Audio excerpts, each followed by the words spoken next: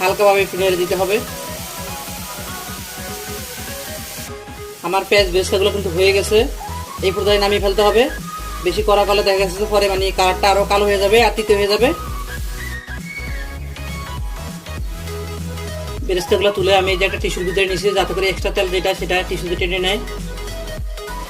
মুরগির মাংসগুলোতে আমি একটু করে হালকা করে লবণ দিয়ে দিব, দিয়ে লবণটা দিয়ে মেখে তারপর ভেজে নিব। মাংসগুলো কিন্তু আমি ভালোভাবে ধুয়ে পরিষ্কার করে তারপর পানি জড়াই নিছি। বিসমিল্লাহ।